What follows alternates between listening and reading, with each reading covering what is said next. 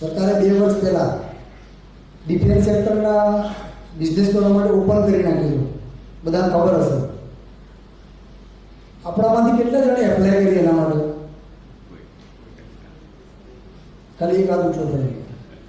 અને એ લાયસન્સ ગુજરાતની કઈ દીકરીને મળ્યું એ કોઈને યાદ છે? છાપો વાંચો તો કોઈ. હું એ અન્ય સમાજની પાટીદારની દીકરીને બી વંદન કરું છું, અભિનંદન આપું છું. પ્રીતિબેન પટેલ નામ છે એનું. હથિયારોની પૂજા આપણે 5000 વર્ષથી કરીએ છીએ. લાયસન્સ લેવા ગયા નહીં, ઉદ્યોગ લેવા ગયા નહીં, રોજગાર પણ મળ્યો હતો. આ સારી વાત કે ખરાબ વાત કહેવાય? એકચ્યુઅલીમાં લાયસન્સ આપણે મળવું જોઈએ. તો તમને એમ થાય મોટી મોટી તોપો બનાવવા અને હથિયારો બનાવવા આપણે ક્યાં બનાવીએ? જો હમણાં 6 મહિના પહેલાં ડિફેન્સ એક્સપો ભરાયો હતો, તેમાં લગભગ કેટલા જણ ગયા? અહીંયાથી કોઈ ગયા હતા ડિફેન્સ એક્સપો જોવા માટે? ખૂબ ખૂબ આભાર તમારો કે તમે જે ગયા લોકો એડવાન્સ છો. મારી જેમ હું બી ગયો. કેમ? સામાન્ય સાયકલ, દોરો, 8 લાખ રૂપિયાનો તોપની ઉપર લગાવવાનો દરવાજો, આવી તો 1000 પ્રોડક્ટ તમે બનાવી શકો એ ત્યાં આગળ ડિફેન્સવાળા દે છે.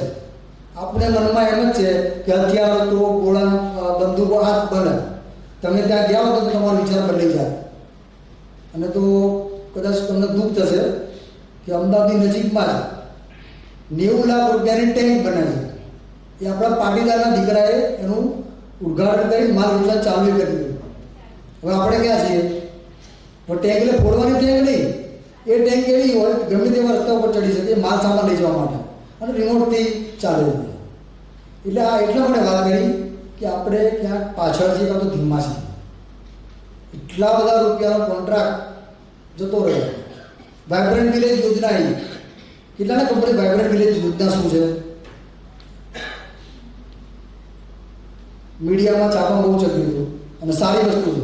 બોર્ડર ઉપર ઘણા દરબારોના કામ છે. કચ્છમાં ગણો, આ બાજુ સુરત કિનારના ગણો, અલંગ ગણો, ભાવનગર.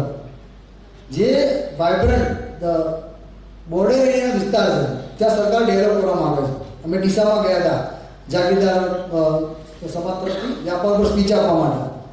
ત્યાં આગળ 3200 કરોડ રૂપિયા સરકારે નાખ્યા છે રોડ રસ્તા બનાવવા માટે, નવી એક્ટિવિટી કરવા માટે, હથિયારો બનાવવા લાયસન્સ માટે. મેં કીધું કે આનો ઉપયોગ કરજો, તમારા ઘર આગળ 3200 કરોડ રૂપિયા નાખવાના છે. અમે ત્યાં વિનંતી કરીને આવ્યા હતા. પણ મને નહીં લાગતું કે 1 વર્ષ પછી આપણે જાગ્યા હોય. અમે કીધું હતું કે અમે લગભગ 200 કિલોમીટર દૂરથી આવ્યા આ મિટિંગમાં બોલવા માટે. દર મહિને 45 દિવસે મિટિંગ કરજો. કિશોરસિંહ મિટિંગ થઈ? કિશોરસિંહ અમારા ત્યાં જ છે. 1-2 મિટિંગ થઈ 1 વર્ષમાં. એટલે આ વ્યાપાર અંગેની મિટિંગો સતત થતી જોઈએ. નવી વસ્તુ છે. પણ હવે તો વ્યાપાર વિકાસ મંડળને બી 40-45 મહિના થયા. તમને બધાને ખ્યાલ આવી ગયા કે અમે શું કરવા માંગીએ છીએ અને આપણે શું કરવા માંગીએ છીએ.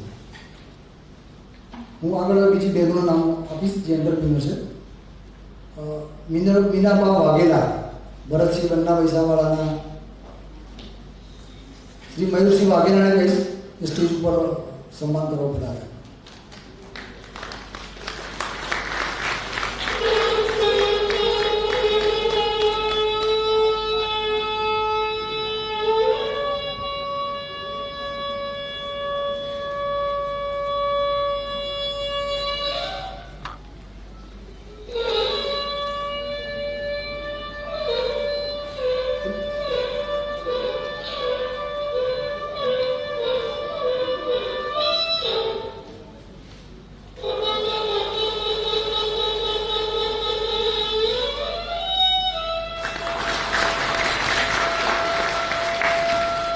જોયું કે એક કાર્યકર પાણીની બોટલ મૂકી ગયો લીલા કલરની. તમે બધા જોઈ? આપણા સમાજનો દીકરો 2036નો બિઝનેસ કરે છે, સારામાં સારા રૂપિયા કમાય છે. નેટવર્કિંગ શું છે? અમે એસએસસી સાહેબને સમાજના કામથી મળ્યા. આજે દીકરાનું પાણી એસએસસી સાહેબના ત્યાં જાય છે. એ મહિને 2000 રૂપિયા સાહેબના ત્યાંથી કમાતો છે. એટલે ક્યાંક આપણા લોકો શીખ્યા નથી કે નેટવર્કિંગ કેવી રીતે કરવું. એ કાર્યકર કે ઘણા કાર્યકરો આવતા હોય તો એમણે સમાજના ઉદ્યોગપતિઓનો, વેપારીઓનો આ રીતે લાભ લેવો જોઈએ. પણ આપણે લેતા નથી. પણ એ દીકરાએ લાભ લીધો અને સારું કમાય છે નહીં કરો. વ્યાપાર વિકાસ મંડળ કોરોનામાં ચાલુ કર્યું. એક ફોન કર્યો આગેવાનને કે ભાઈ કરાય, ત્યાં કરો, વાંધો નહીં, તમે વિચાર કરો, પોઝિટિવ જવાબ આવ્યો કે હા કરાય, કોઈ વાંધો નહીં. સુખદેવસિંહ વાઘેલા તો અમારા ફોન પર વાત થઈ હતી, વિધાનસભાના મહામંત્રી છે. પછી અમે કોરોનામાં તો ઘેર બેઠા બોર્ડ સુધી ચલાવ્યું, 100-150 મેમ્બર બન્યા વેપારી વિકાસ મંડળના. પછી સુખદેવસિંહ પૂછ્યું અમે કોઈ માર્ગદર્શન આપો. એટલે મેં કે ગ્રાઉન્ડ ઉપર શું, તમે તો ખાલી સોશિયલ મીડિયામાં કરો છો, ગ્રાઉન્ડ ઉપર તો નીકળો, એમનો કહેવાનો ભાવાર્થ હતો. સુખદેવસિંહ બેઠા નહીં આગળ. અમે એમની વાત પકડી લીધી. કોરોના થોડો ઓછો થયો, 5-5 જણની મિટિંગ ચાલુ કરી. 5-5 જણની દરેક એરિયામાં જઈએ, 5 વેપારીને મળીએ, એમના મિટિંગ કરી અને ફોટા મૂકીએ. ફોટા વ્યક્તિગત એના માટે નહોતા મૂકતા, પણ આ કામમાં સંદેશો ફેલાય એના માટે મૂકતા હતા. તમે નહીં માનો, એક જ વર્ષમાં દર્શનસિંહ સોલંકી બાપુના નેટવર્કથી, નીતિનસિંહ રાવલજી બરોડાવાળા, એમના નેટવર્કથી એક જ વર્ષમાં અમે કોરોનામાં મા પાર્ટી પર ત્યાં આગળ 100 માણસ 100 વેપારીની મિટિંગ કરી. તો તમારે 2 મિનિટ થોડી વધારે લઈશ. ત્યાં આગળ બધા વેપારીઓ તમે સૂચન આપ્યું, વેપાર માટે આપણા દીકરાઓના વિકાસ માટે શું કરવું પડે, દીકરીના વિકાસ માટે. એમને વોરા સમાજનું ઉદાહરણ આપ્યું કે અમારા ગુજરાતમાં વોરા સમાજ છે. એ લોકોએ શું ચાલુ કર્યું, આ વાત ધ્યાનથી સાંભળજો. એ લોકો શું ચાલુ કર્યું, બંધ પડેલી ફેક્ટરી હતી એમની. એ ફેક્ટરીમાં સમાજના 25 દીકરાઓને શોધ્યા. ત્યાં આગળ માત્ર એટલું જ ટ્રેનિંગ આપી, એસી ખોલે, સર્વિસ કરે અને ફિટિંગ કરે. એ 25 દીકરાઓને 15 દિવસ 20 દિવસ શિબિર કરી અને એમને મૂકી દીધા બજારમાં. આજુબાજુના જેટલા એમના મુસ્લિમ સમાજના બધા એમને કામ આપતા હતા. તમે જુઓ, હવે આપણે નોકરી લેવા જવાની કે બહાર જરૂર છે, પણ આવું આપણે કરવું પડશે. 100 વેપારીઓને જોડ્યા છે, એનાથી કામ નહીં ચાલે. 100 ખરીદી કરે છે તો 100 જ કામ મળે. એટલે આ મંચ અમે એના માટે જ બોલાવ્યા છે કે અમે તમને કહી શકીએ, વિનંતી કરી શકીએ, અને જો હાથ જોડાવો તો હાથ જોડવાની તૈયાર છે. અમે વેપાર વિકાસ મંડળના 24 સભ્યો હવે જાગવું પડશે આપણે. કેમ કે ઘણા બધા પ્રશ્નો છે, સરકારી નોકરી નથી મળતી, પરીક્ષાઓ કોઈ કારણસર બંધ રહે. આપણે સરકારને શું કરો, ફરિયાદ કરવી. તમે પારસી ને સિંધી સમાજને કોઈ દિવસ જોયા આંદોલન કરતા? સાહેબ, કોઈ દિવસ જોયા આપણે આંદોલન કરતા? એમણે નેટવર્ક જ પહેલેથી બનાવી દીધું. અને પારસી અને સિંધી 2 કોમ વિદેશથી આવેલી છે, પછી અહીંયા ભળી ગઈ આપણી જોડે. પારસીઓ સૌથી પહેલાં ફ્રૂટના બિઝનેસ, એમની વાડીઓ આજે જાઓ વલસાડ બાજુ, એમની ફ્રૂટ વાડીઓ. આપણે કોઈ એવું કંઈ પકડ્યું? જૈન સમાજ જબરજસ્ત હોશિયાર છે. આપણે એમ કહીએ કે સંખ્યા હોય તો આપણું સત્તા વધે ને આપણે વેપાર વધે, પૈસા વધે. એ લોકો જૈન સમાજ 0.4% કદાચ હશે. તમે જો વ્યાપારમાં આગળ છે. અમે અલંગમાં ગયા, વાસુદેવસિંહ ગોયલ, સુખદેવસિંહ, અમે સરસ વ્યવસ્થા કરી આપી એમને. બીજની સામે એમને ઓર્ડર કરી આપી. એટલે 5000 રૂપિયાની ટિકિટ આવો તો અમને અમને નોલેજ ના મળે, તો અમને જોરદાર નોલેજ ત્યાંથી લઈને આવ્યા.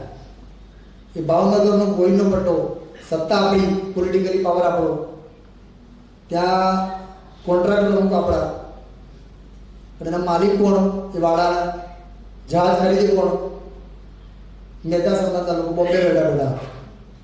આપણી જગ્યા, આપણી સત્તા, આપણું થોડો વટ ધંધો બીજા લઈ જાય.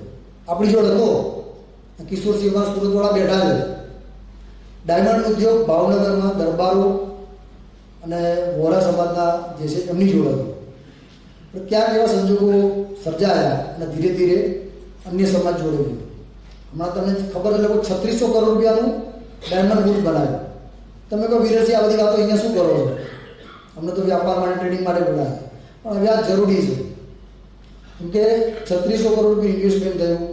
1800 કરોડ તો ખાલી પહેલા વર્ષે જીએસટીમાં સરકાર કમાવાની. એમાં આપણે ક્યાં?